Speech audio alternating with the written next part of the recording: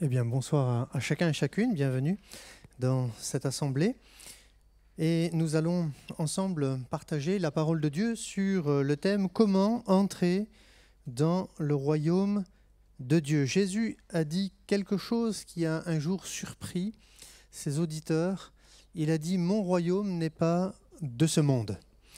Et il est vrai que lorsque nous découvrons l'Évangile, nous pouvons être perturbés parce que les évangiles abordent abondamment la question du royaume des cieux, du royaume de Dieu. Et bien des commentateurs s'achoppent sur ce terrain.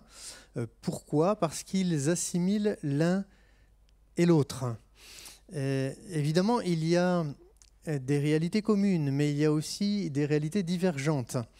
Et nous allons partager ensemble une vérité qui concerne le salut. Et ce salut se manifeste dans le fait d'entrer dans le royaume de Dieu, bien que le royaume des cieux n'ait pas encore révélé pleinement dans ce monde. On peut appartenir au royaume de Dieu sans que le royaume des cieux soit établi sur la terre. Amen ? C'est simple à comprendre, ça, je pense. Ok ? Et lorsque Jésus reviendra sur la terre, selon la prophétie biblique, selon ses promesses, eh bien, il va établir son royaume céleste, le royaume des cieux, sur la terre. Et la Bible dit qu'il a plu à Dieu de réunir en la personne du Messie tout ce qui est dans les cieux et tout ce qui est sur la terre, faisant référence à une sorte de réconciliation. On appelle ça le tikkun olam, c'est-à-dire la réparation de la faute d'Adam, de cette brèche qui a ouvert la porte à la dissociation du céleste et du terrestre. En fait, le péché nous a privés du monde céleste. Et l'homme est enfermé dans sa dimension terrestre. Il est prisonnier de cette réalité. Il ne peut pas voir Dieu et vivre dans cette dimension terrestre. Il est complètement dissocié du monde céleste. Il n'a aucune possibilité d'y parvenir par lui-même, malgré tous ses efforts, même s'il s'engage dans la voie d'une religion de tout son cœur, avec sincérité, jamais il ne pourra acquérir, entrer, pénétrer dans ce royaume des cieux et le vivre pleinement. Pour autant, Jésus est venu dans le monde pour réparer cette brèche. Amen. Afin qu'à travers l'œuvre de la croix, nous puissions déjà entrer nous-mêmes par la foi dans le royaume de Dieu, dans l'espérance du royaume des cieux qui va venir un jour s'établir sur la terre. Et c'est pour cette raison que bien souvent nous faisons une confusion, nous les chrétiens évangéliques, lorsque le Messie va revenir, nous disons « nous allons aller dans le ciel ». Non. Non. Nous allons intégrer le royaume des cieux en revêtant notre domicile céleste, c'est-à-dire notre corps incorruptible et glorieux, et ensuite nous régnerons avec Christ pendant 1000 ans sur la terre. Amen. Et le royaume des cieux et le royaume terrestre ne feront qu'un. Et nous-mêmes, nous serons pleinement réconciliés avec notre pleine et entière identité. Amen. Parce qu'il y aura une rédemption du corps. Amen. Amen. Alors lisons ce texte biblique qui nous parle comment entrer dans le royaume de Dieu. Aujourd'hui, il est possible d'appartenir au royaume de Dieu. Amen. Dans l'espérance de parvenir à régner avec Christ lorsque le royaume des cieux sera révélé aux hommes en revenant sur la terre. Jésus va l'établir.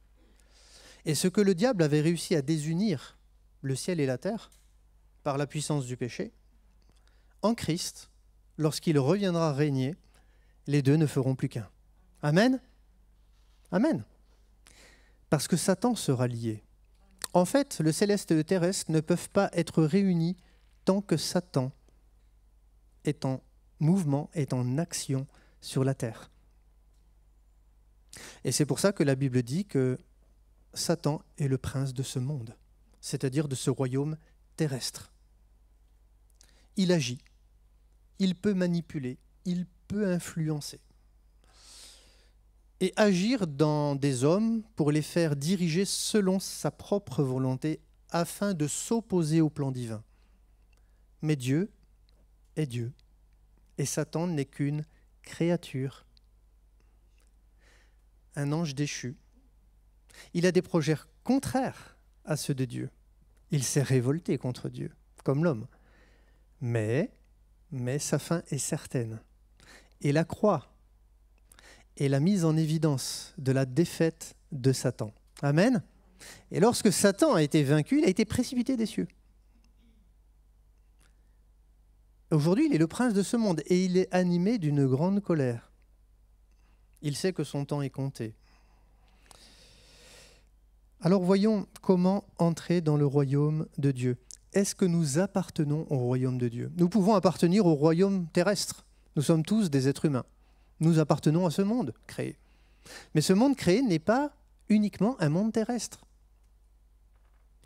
À la base, Dieu avait créé le ciel, les cieux et la terre. Les deux ne faisaient qu'un. L'homme était pleinement dans son identité céleste et terrestre. Mais le péché est intervenu, privant l'homme de son identité céleste pour l'enfermer dans son identité terrestre. Et ainsi donner l'occasion au diable de le malmener et de le conduire toujours plus loin dans la puissance d'une déchéance morale, spirituelle et physique. Alors, lisons ce texte, parce qu'il nous parle du royaume de Dieu et comment entrer dans le royaume de Dieu. Jean chapitre 3, verset 1. Nous remarquons que cette révélation est tout de suite au début du ministère du Messie. En tout cas, il est présenté ainsi dans l'évangile de Jean. C'est une rencontre avec un pharisien, Nicodème, un chef des Juifs, des Judéens littéralement. Donc un chef de la tribu de Juda. Il y eut un homme d'entre les pharisiens, nommé Nicodème, en hébreu c'est Nagdimon, pour ceux qui sont curieux, un chef des Juifs, c'est-à-dire un responsable, qui vint, lui, auprès de Jésus, de nuit, et lui dit « Rabbi ». Vous avez remarqué qu'il ne dit pas « Je sais que tu es un docteur venu de Dieu ». Vous avez remarqué? Il dit « Nous savons ». Donc il ne parle pas uniquement de lui-même et de ses propres convictions, mais il parle de ce que les pharisiens savent ou reconnaissent du Messie Jésus. Et ils disent, ces pharisiens, vous avez remarqué que nous, on a une très mauvaise image des pharisiens. Car pour nous, les pharisiens s'opposent à Jésus. C'est une très mauvaise lecture de la Bible. Les pharisiens ne se sont pas toujours opposés à Jésus.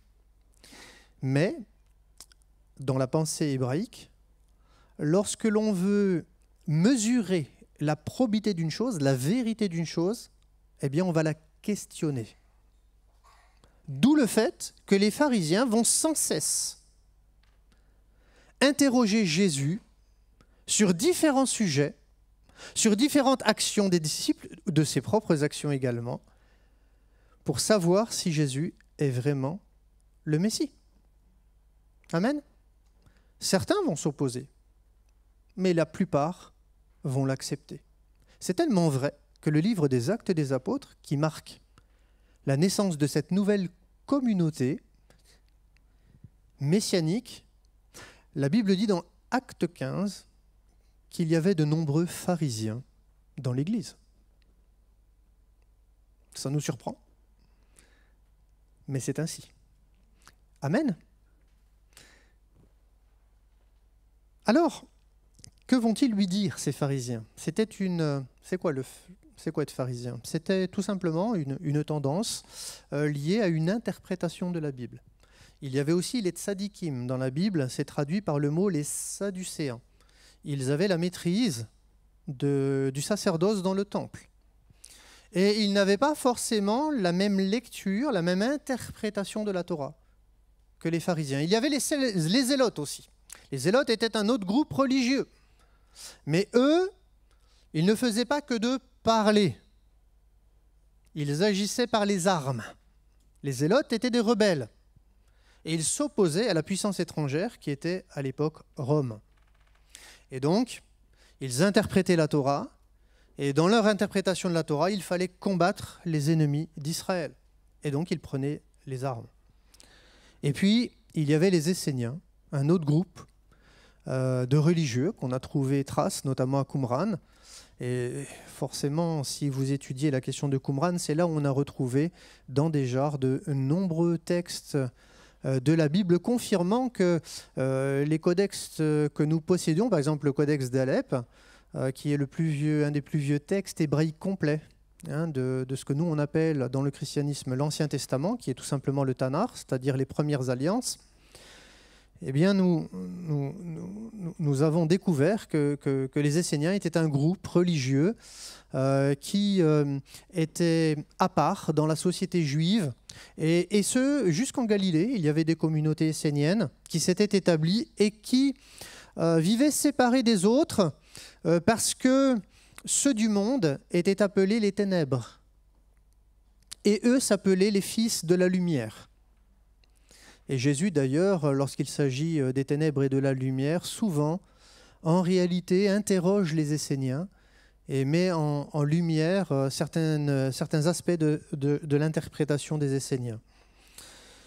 Alors, dans ce texte, c'est un pharisien qui va vers Jésus, qui croit en la résurrection des morts et qui croit au règne du Messie et à l'établissement du royaume des cieux sur la terre. Il dit « Rabbi », ça signifie « mon maître ». C'est un chef, c'est un enseignant, un des plus grands sages d'Israël, Nicodème. Il se présente à Jésus en lui disant « mon maître ». Ça signifie quoi? Ça signifie qu'il reconnaît son autorité sur les Écritures et que lui-même se place comme étant son disciple. Reconnaître un maître, c'est se placer comme disciple. Nous savons dans le livre des Actes des Apôtres que Nicodème va se convertir et suivre le Messie. Nous savons que tu es un docteur venu de Dieu, un enseignant de la Torah, venu de Dieu. Ça signifie déjà qu'il reconnaît que son origine est divine, qu'il est issu de Dieu le Père. Et il le dit, et il en est convaincu, non seulement pour lui-même, mais toute la communauté des pharisiens est convaincue que Jésus vient de Dieu. C'est beau, non? Qu'il est un enseignant de la Torah. Est-ce que c'est vrai? Oui, c'est vrai. Et il dit, pourquoi? Parce que personne ne peut faire ces miracles que tu fais si Dieu n'est avec lui. Vous avez remarqué qu'on est au tout début de l'évangile de Jean. Au dernier chapitre de l'évangile de Jean, l'auteur, Jean, déclare ceci. Si tous les miracles que Jésus a accomplis auraient pu être inscrits dans des livres, il n'y aurait pas eu assez de livres sur la terre pour les écrire. Et là, on est au tout début de l'évangile. Et déjà, ce rabbin dit ceci. Personne ne peut faire ces miracles que tu fais si Dieu n'est avec lui. Mais attends, ça veut dire que son ministère avait déjà commencé depuis un certain temps. Et que de nombreux miracles avaient eu lieu. Jésus ressuscitait les morts, guérissait les lépreux, guérissait les aveugles, guérissait le boiteux. Il n'y avait aucune maladie que Jésus ne pouvait pas guérir. Il n'y avait aucune situation qui était impossible pour Jésus. Il pouvait résoudre tous les problèmes. Et en cela, c'était un témoignage que Jésus était une personne hors du commun. Elle était au-delà de l'appartenance à cette humanité créée. Et c'est pour cette raison qu'il dit, nous reconnaissons que nous savons que tu viens de Dieu. C'est beau, n'est-ce pas? Jésus lui répondit, et on a l'impression qu'il répond complètement à côté de la plaque. Il dit, Jésus, en vérité, je te le dis, si un homme ne naît de nouveau, il ne peut voir le royaume de Dieu. Nicodème lui dit, comment un homme peut-il naître quand il est vieux? Peut-il rentrer dans le sein de sa mère et naître? D'après vous, est-ce que c'est possible? Pauvre mère, hein? Ça n'a déjà pas été facile pour elle de faire naître un enfant de maximum 60 cm de long, pesant maximum 5-6 kilos pour les plus volumineux, en proie de grandes douleurs. Alors c'est sûr qu'un gars comme moi, 1,83 m, quelques kilos, ça serait difficile de rentrer à nouveau dans le sein de ma mère, n'est-ce pas? Elle pourrait certainement y lisser sa vie, hein, si c'était possible. Est-ce que c'est possible? Bien sûr que ce n'est pas possible. Mais vous voyez, ici, ce rabbin ne comprend pas les choses du royaume de Dieu. Pourquoi? Parce qu'il n'appartient pas à ce royaume. Vous pouvez vous poser cette question, mais est-ce que moi j'appartiens au royaume de Dieu? Mais en réalité, si vous ne comprenez pas les choses célestes, c'est que vous n'appartenez pas au royaume de Dieu. Quand on appartient au royaume de Dieu, on comprend les choses de son royaume, parce qu'elles nous sont révélées par l'Esprit.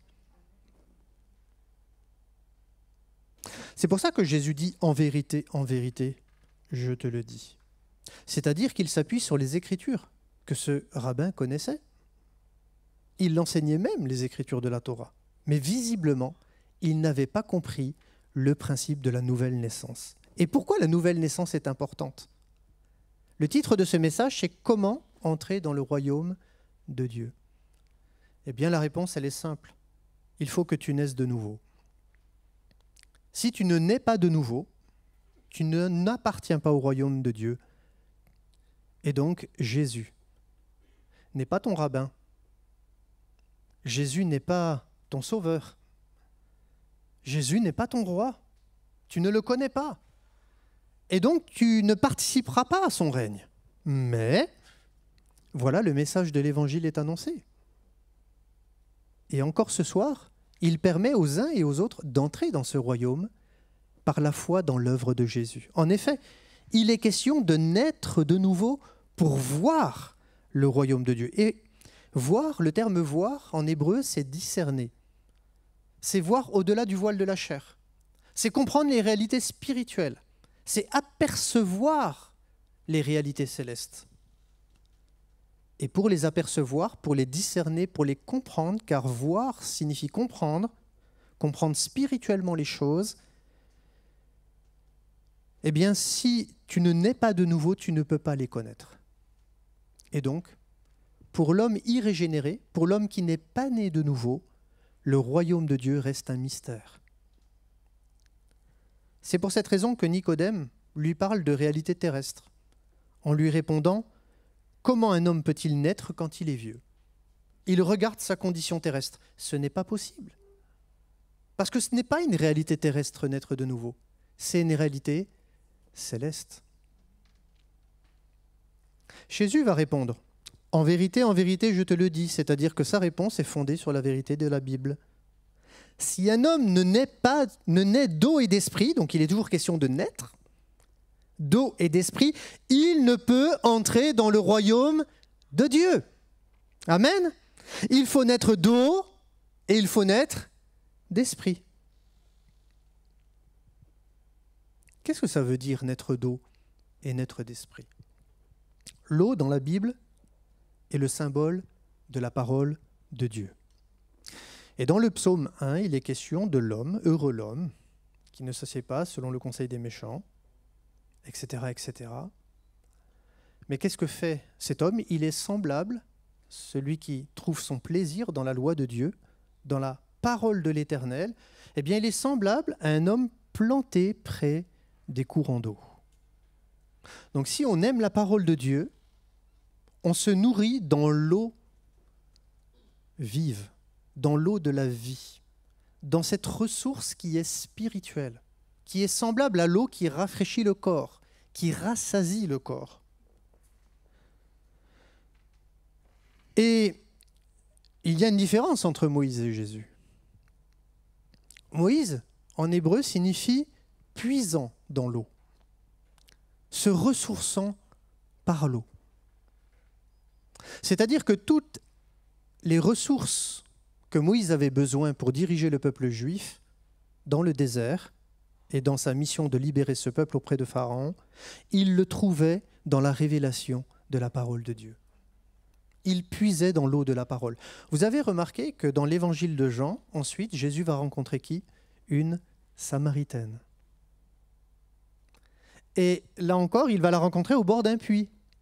Et Jésus va lui dire, mais si tu bois encore de cette eau, tu auras encore soif. Mais celui qui boit de l'eau que je lui donnerai n'aura plus jamais soif. Amen. Pourquoi? Parce qu'il est la source d'eau inépuisable. Il est la source d'eau vive.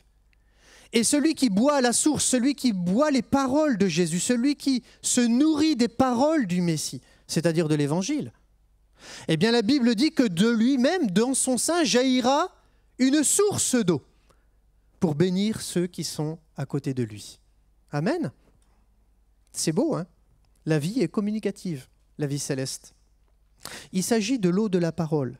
Si nous voulons naître spirituellement de nouveau, c'est-à-dire être enfant de Dieu par la foi, j'ai besoin de lire la Bible et de la connaître, de la comprendre. Et je ne peux la comprendre que lorsque, en lisant la parole de Dieu, je laisse le Saint-Esprit éclairer ma conscience. La Bible dit que sa parole illumine les yeux de notre cœur. Et c'est vrai que nous avons besoin de nous nourrir de cette vérité, de boire cette vérité. Mais ensuite, de laisser le Saint-Esprit travailler notre cœur afin que nous puissions nous convertir. C'est-à-dire demander pardon à Dieu pour nos péchés et réaliser que nous sommes loin de Dieu. Qu'effectivement, nous sommes de ce monde, mais pas du royaume des cieux. Et nous avons besoin d'être réconciliés avec Dieu. Et nous pouvons l'être à travers l'œuvre de la croix, parce que Jésus a payé de sa vie pour que nous soyons réconciliés avec le Père. Amen. Il est venu pour vaincre le péché. Parce qu'il n'est pas venu seulement pour purifier nos cœurs et nous laver de nos péchés passés, non.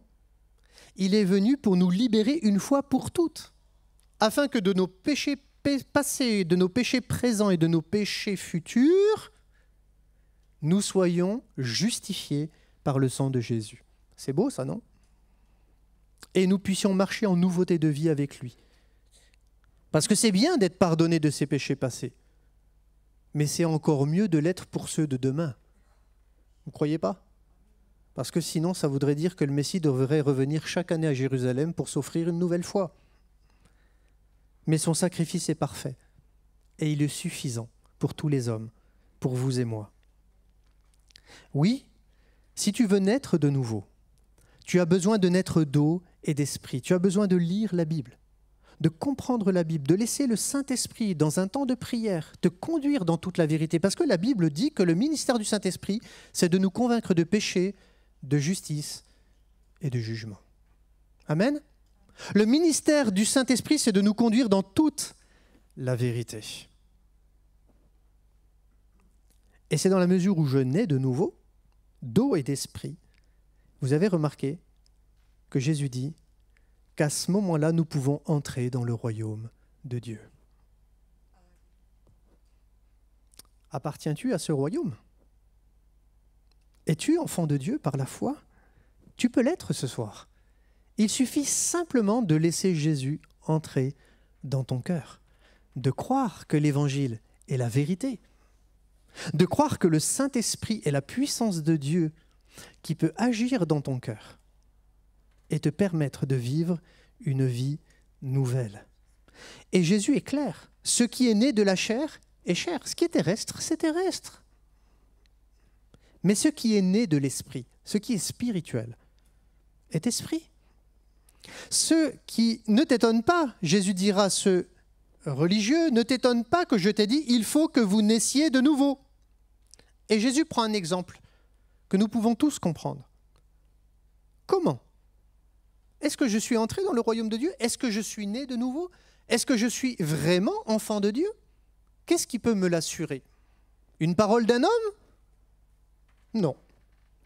Un sentiment? Non. Une émotion? Non. Une conviction personnelle? Ben, ça dépend sur quoi elle est fondée. Hein. Non. Regardez ce que Jésus dit, c'est très très simple. Parce que quand notre vie appartient à Dieu, il y a des conséquences.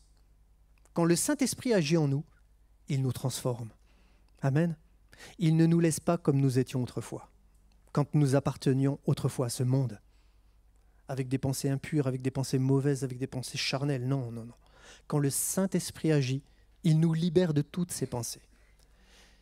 Il nous donne l'envie et le désir de marcher en nouveauté de vie avec Dieu. Il met dans nos cœurs des aspirations à la pureté, à la sainteté, à la vérité, à la droiture, à l'amour. Jésus prend un exemple simple. Le vent souffle où il veut. C'est vrai ou pas? On a fabriqué des éoliennes, mais parfois elles ne servent à rien. Tant mieux quand ça sert, mais quand ça ne sert pas, bon. Pas de polémique, hein, je ne dis pas que c'est une arnaque, j'en sais rien. En tout cas, ce n'est pas très beau. Mais le vent est une source d'énergie.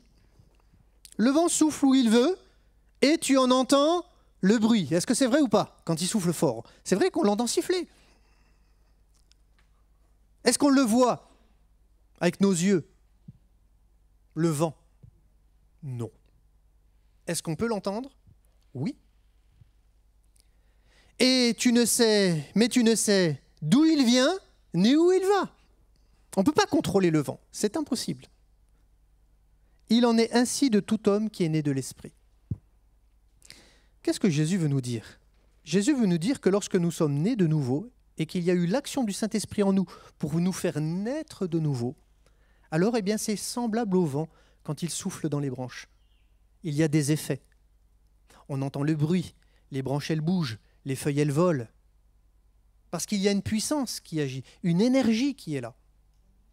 Et l'énergie de Dieu, par la puissance du Saint-Esprit, fait que dans nos vies, il va y avoir une différence. Lorsqu'on entre dans le royaume de Dieu, le Saint-Esprit nous régénère spirituellement. Et nous passons de la mort à la vie, des ténèbres à son admirable lumière. Nous devenons enfants de Dieu, nous lui appartenons. Et en nous montent des désirs de vivre une vie qui lui est agréable, de rechercher sa volonté, d'arrêter de vivre dans le péché, d'arrêter de vivre égoïstement pour soi-même, de ne penser qu'à soi, qu'à notre propre bonheur, qu'à notre propre idéal, qu'à nous accomplir. Non, c'est fini ça. On n'a plus besoin de ces choses pour être heureux, parce qu'on a le meilleur. On a l'essentiel. On a le Seigneur. On a trouvé notre raison de vivre. Toutes les choses de la terre, pour nous, ça n'a plus d'importance. Alors ça ne veut pas dire qu'il faut devenir un SDF, un clochard, tout négliger dans notre vie. On a des responsabilités. Dieu nous donne le sens des responsabilités. Mais nous ne les vivons plus de la même manière, avec la même mentalité, avec les mêmes motivations, avec les mêmes sentiments. Non, les choses ont changé parce que le Saint-Esprit a agi. C'est comme le vent quand il souffle. On ne voit pas le vent, mais on voit les effets du vent dans la nature. Eh bien, quand le Saint-Esprit agit dans nos cœurs, on ne le voit pas. C'est dans notre cœur, c'est spirituel. Mais on va en voir les effets, comme le vent. Parce que notre vie va changer.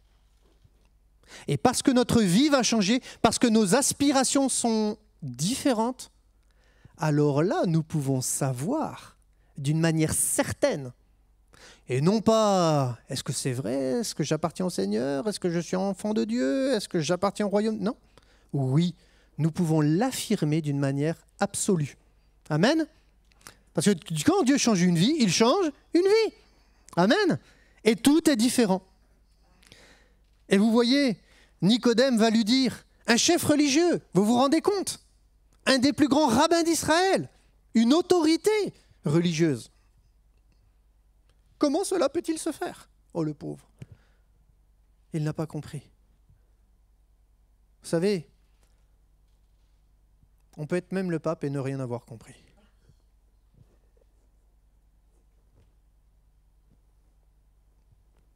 Comprendre la vérité, c'est la vivre. C'est pas parler de la vérité, c'est vivre la vérité. Vous savez, Jésus-Christ, il y en a qui en parlent et il y en a qui le vivent. La foi en Jésus, c'est de vivre Jésus par la puissance du Saint-Esprit. C'est de vivre de son amour, c'est de vivre de sa patience, c'est de vivre de sa bonté, c'est de vivre de sa fidélité. Et plus encore, c'est de se sacrifier. Ça, on n'a qu'une vie, hein? On veut la vivre pour nous-mêmes quand même. Non. Quand on décide d'entrer dans le royaume de Dieu, de donner notre cœur au Seigneur, on ne vit plus pour nous-mêmes. On vit pour le roi des rois, pour le Seigneur des seigneurs. Et cette vie, si vous posez la question autour de vous à ceux qui ont fait ce choix, parce que c'est un choix éclairé, pas un choix émotionnel, pas un choix comme ça, non. C'est un choix qui est réfléchi. C'est un choix qui est réfléchi parce qu'on a compris la vérité, l'eau de la parole. Parce qu'on l'a accepté et donc on a ouvert la porte à l'action du Saint-Esprit dans notre cœur. Et c'est là seulement que Dieu peut agir. Nicodème lui dit au verset 9, « Comment cela peut-il se faire ?» Jésus lui répondit, « Tu es le docteur d'Israël et tu ne sais pas ces choses. » Il n'a rien compris, le pauvre. Mais il va comprendre. Parce que cet homme va se convertir. Parce que cet homme va trouver le chemin du salut. Jésus lui répondit, « Tu es le docteur d'Israël, tu ne sais pas ces choses. En vérité, je te le dis, nous disons ce que nous savons. Et nous rendons témoignage de ce que nous avons vu. Et vous ne recevez pas notre témoignage. Si vous ne croyez pas quand je vous ai parlé des choses terrestres, le vent qui souffle, comment croirez-vous quand je vous parlerai des choses célestes ? » Personne n'est monté au ciel. Personne. Si ce n'est celui qui est descendu du ciel. Jésus n'est pas un homme qui est monté au ciel et qui a vu le Père en disant « Ah, c'est bon, ok, je t'ai rencontré, bon, ben, je vais parler de toi après. » Non, non, non. Non, non. Non, Jésus est d'abord une personne céleste et divine qui ensuite s'est incarnée dans un corps semblable au nôtre. Il était dans le ciel, mais il s'est dépouillé de la gloire qu'il avait auprès du Père. Il a accepté de vivre comme un simple homme, en connaissant nos propres souffrances. Il a même accepté de porter nos souffrances. La Bible dit, il s'est chargé de nos douleurs. Et Jésus n'a pas vécu dans les richesses de ce monde, dans les plaisirs de ce monde. Il n'a pas vécu dans la gloire de ce monde. Il n'a pas cherché la reconnaissance de ce monde. Il n'a pas cherché à s'épanouir dans ce monde. Il a cherché une chose, à faire la volonté de son Père. Être un chrétien, c'est avoir dans son cœur comme priorité de chercher à faire la volonté de son Père, de notre Père qui est dans les cieux. Parce que si nous devenons enfants de Dieu par la foi, alors ce Dieu qui parfois autrefois nous était étranger, ou pas forcément très étranger, parce que dans le christianisme en général, eh bien, notamment dans le catholicisme, on nous parle de Jésus. Mais vous avez remarqué qu'aujourd'hui, force est de constater que la place de Jésus est un peu mise au placard. On parle des saints, on parle de Marie, on parle de plein de personnes, mais on parle moins de Jésus. Et pourtant, la Bible dit qu'il n'y a qu'un seul médiateur entre Dieu et les hommes. Il n'y en a pas d'autre. Marie n'est pas une médiatrice. Les saints ne sont pas des médiateurs. Ça ne sert à rien de les prier. Ils sont au paradis. Ils attendent le règne du Jésus. Le royaume des cieux qui va s'établir sur la terre, ils l'attendent. Mais ils ne sont pas en train de régner à la droite de Dieu le Père. Il n'y en a qu'un qui règne. C'est Jésus.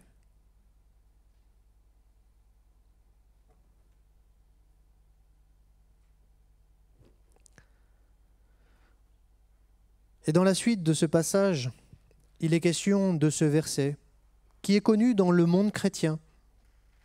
Et comme Moïse éleva le serpent dans le désert, il faut de même que le Fils de l'homme soit élevé. Pour naître de nouveau, il faut que Jésus meure sur le bois de la croix.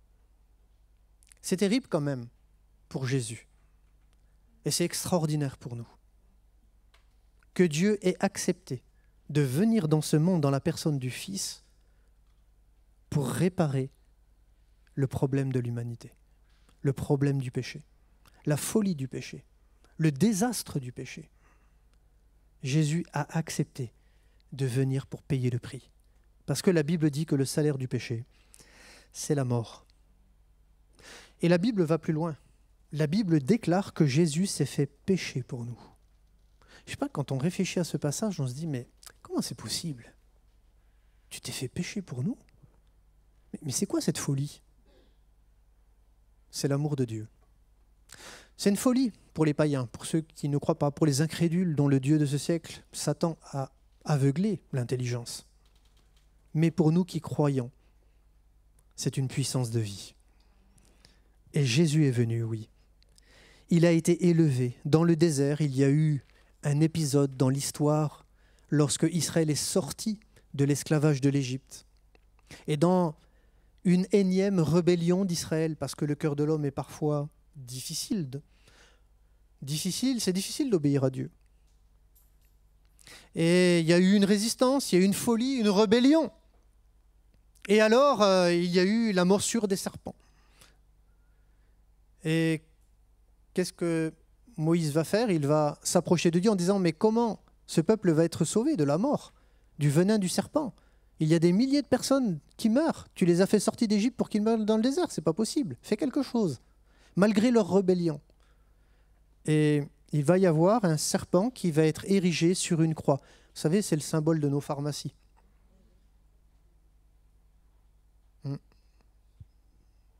Parce que Jésus, quand il a été élevé sur la croix, il a vaincu Satan. Amen. Il a écrasé la tête du serpent. Et Satan est vaincu. Mais il n'est vaincu que dans la vie de ceux qui croient en Jésus. Il est vaincu dans la vie de ceux qui élèvent Jésus dans leur cœur, comme leur roi. C'est pour cette raison que Jésus ne peut sauver que ceux qui acceptent son règne dans leur cœur. Ce n'est plus moi qui vis. Donner sa vie à Jésus, ce n'est pas vivre pour soi-même, mais c'est permettre à Jésus de vivre en nous, afin d'avoir un cœur changé, un cœur nouveau. Et pourquoi il fallait que le Fils de l'homme soit élevé, afin que quiconque croit en lui ait la vie éternelle. C'est formidable. C'est même pas seulement appartenir finalement au royaume de Dieu, seulement. C'est même pas seulement naître de nouveau, seulement. C'est extraordinaire déjà. Mais c'est en plus posséder la vie éternelle. C'est incroyable. Alors c'est vrai qu'on va quitter ce monde terrestre. Mais ça, on s'en fiche. Parce qu'il y a le monde céleste. Et il est infiniment plus beau. Et lorsqu'il va s'établir sur la terre, on va venir avec le Seigneur. Amen.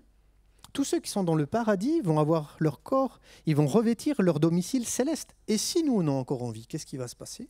Eh bien, on sera changé. Notre corps corruptible va devenir incorruptible. Notre corps mortel deviendra immortel. Méprisable, il va ressusciter glorieux. Et nous irons à la rencontre du Messie sur les nuées, venant régner sur la terre.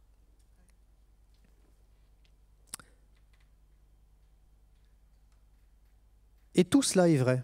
Pourquoi? Dans notre vie. Parce que Dieu a tant aimé le monde, c'est le verset 16 du Jean chapitre 3, qu'il a donné son Fils unique afin que quiconque croit en lui ne périsse point, mais qu'il ait la vie éternelle. Et Dieu, en effet, n'a pas envoyé son Fils dans le monde pour qu'il juge le monde, mais pour que le monde soit sauvé par lui. Ce n'est pas le temps du jugement, c'est le temps du salut. Mais quand le Messie va venir régner, ce sera le temps du jugement. Et viendra alors le jugement dernier, à l'issue de son règne. Alors, n'attendons pas ce jugement dernier. Ne résistons pas au Seigneur, mais acceptons son amour. Reconnaissons notre état de péché. Demandons-lui pardon pour notre nature égoïste, rebelle. Et ainsi, donnons l'occasion au Seigneur de nous transformer afin de nous changer. Dieu, en effet, oui, n'a pas envoyé son Fils dans le monde pour qu'il juge le monde, mais pour que le monde soit sauvé par lui. Et celui qui croit en lui n'est point jugé. Amen. Mais celui qui ne croit pas est déjà jugé. Vous savez, finalement, c'est même pas Dieu qui va nous condamner. C'est notre état de cœur qui nous condamne pour l'éternité. Parce que si on a un cœur incrédule, ça veut dire qu'on ne croit pas au nom du Fils unique de Dieu. Et en restant dans notre incrédulité, eh bien, nous mourrons. Pas seulement dans cette vie présente, mais dans le monde à venir.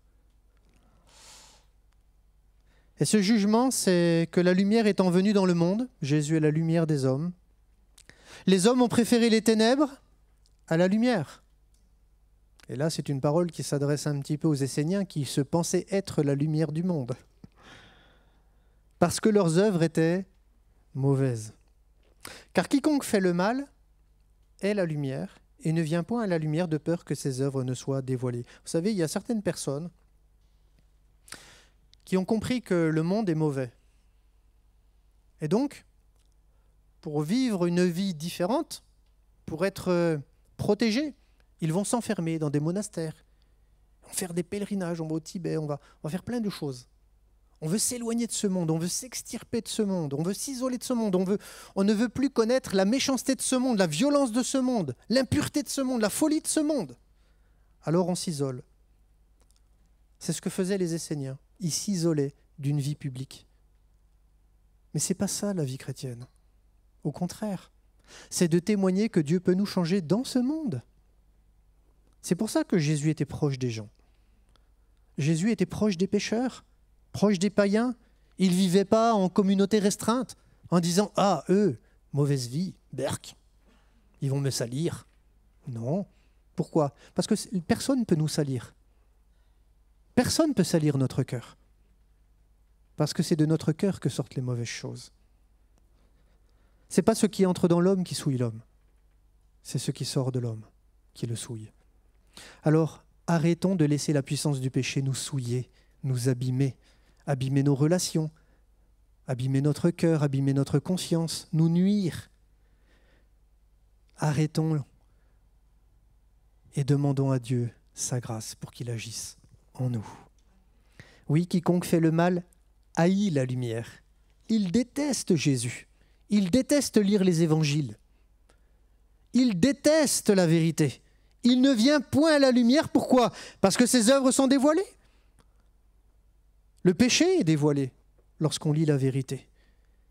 Mais celui qui agit selon la vérité, celui qui a cœur de connaître la vérité, celui qui lit la Bible, il vient à la lumière.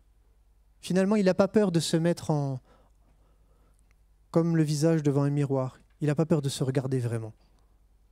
Parce qu'il veut savoir, parce qu'il veut connaître, parce qu'il veut changer. Afin que ses œuvres soient manifestées. Ben oui, c'est comme dans un miroir, on se voit. Parfois, c'est pas beau. On s'analyse. On fait un bilan. On dit, c'est pas terrible quand même. Ça pourrait être mieux. Si seulement ça pouvait être mieux. Si seulement j'aurais pu changer quelque chose, une parole, une attitude. Si seulement. Mais voilà, la vie est la vie, hein, le péché est le péché. On ne peut pas revenir en arrière. Et on est dans le présent. Que faire ? Eh bien, Jésus est venu dans le monde afin qu'à travers l'œuvre de la croix, son sang versé, la dette de notre péché soit effacée. Tout ton passé, tout ce que tu regrettes, tout ce que tu aimerais changer, Dieu l'a pris sur lui à la croix du Calvaire afin de purifier notre cœur, de nous laver de ce passé. Vous savez, c'est comme un tableau où tout est écrit et puis on passe l'éponge. Vous savez, c'est cette expression. On dit « je passe l'éponge ». Vous savez que c'est une expression chrétienne, « je passe l'éponge ». C'est une expression biblique. Jésus a passé l'éponge. Par son sang, la dette est effacée, c'est fini. Ton passé est oublié. Tu peux même te réconcilier avec toi-même et avec les autres, parce que de toute façon, personne n'est meilleur que l'autre. On peut tous commettre des choses abominables. Mais Dieu a le pouvoir par son sang de nous pardonner et de nous laver. Oui, celui qui agit selon la vérité vient à la lumière afin que ses œuvres soient manifestées parce qu'elles sont faites en Dieu. Amen. Que le Seigneur nous permette de faire le bon choix, d'appartenir au royaume de Dieu, d'entrer dans le royaume de Dieu et de voir sa vie changer et transformés par la puissance de l'Évangile. Seigneur, merci parce que ta parole est la vérité. Merci parce que tu nous permets encore ce soir de nous approcher de toi en toute confiance, parce que tu n'es pas venu pour nous juger ce soir, mais tu es venu pour nous sauver. Seigneur, tu vois, tu connais notre cœur, tu es plus grand que notre cœur. Peut-être que notre conscience ne nous accuse pas ce soir, et pourtant nous ne sommes coupables devant toi, parce que nous connaissons si peu la vérité, que parfois, même une simple lecture de notre conscience n'est pas suffisante pour savoir si nous sommes justes à tes yeux. C'est simplement la connaissance de la vérité qui nous permet de savoir si nous sommes justes ou pas à tes yeux. Seigneur, pardonne-nous nos péchés inconscients, ceux que nous ignorons. Et peut-être qu'il y en a plus qu'on ne le pense. Seigneur, merci parce que encore ce soir, tu peux nous pardonner.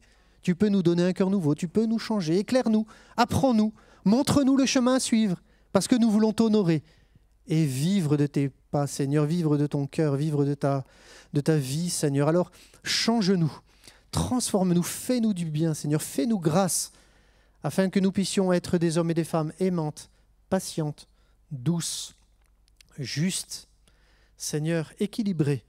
Que ton nom soit glorifié parce que tu le fais en chacun de nous, dans le beau nom de Jésus. Amen. Amen. Alléluia. Gloire à Dieu.